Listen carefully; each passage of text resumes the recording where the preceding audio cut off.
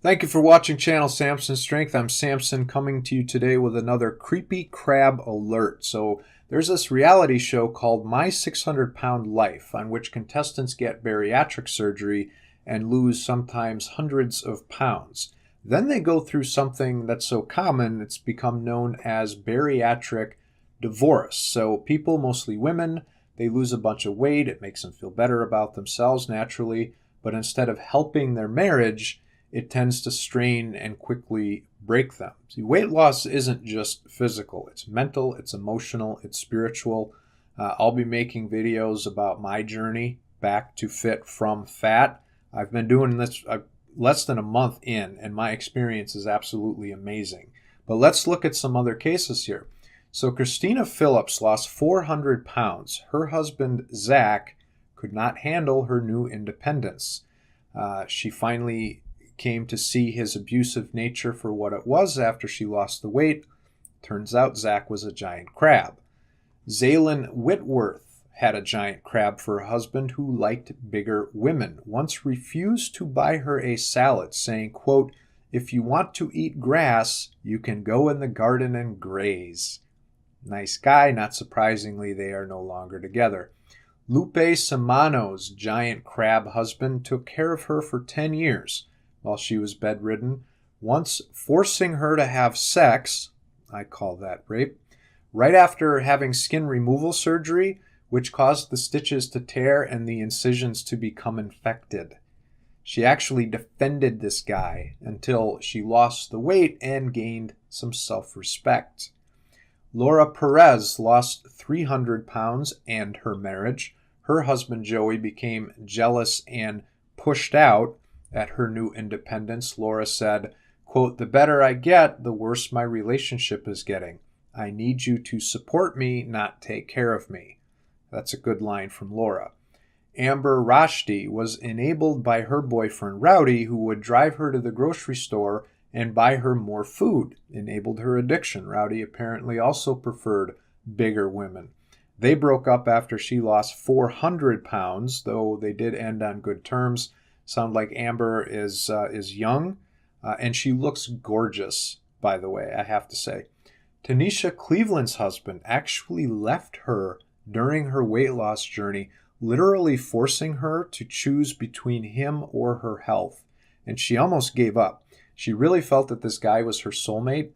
Turns out he wasn't even of the same species, as he clearly revealed himself to be nothing but a giant crab. Listen, the only unconditional love that is even possible in the world is that which a parent has for his or her child. Period. And not all parents have that.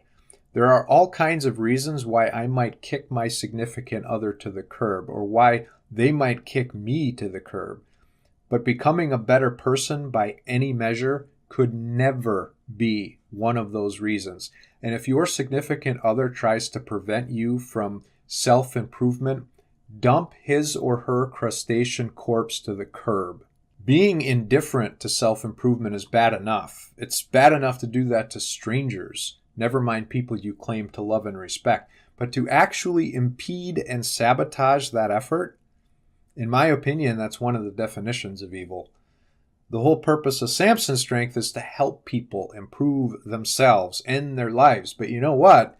If I become successful at this to some certain scale, some people will actually blame me for ruining their relationship because I helped improve their partner. Think about that. On another note, you have to have a purpose in life.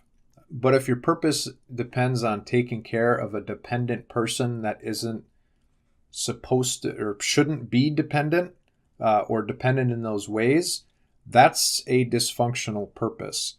You know, children are dependent, for example, but the whole point of being a parent is to raise your child to be independent, right? Some parents can't handle this, and they actually cause harm to their children to keep them dependent. It happens so often, there's a name for it, Munchausen syndrome. It's proof that even parents sometimes are incapable of unconditional love.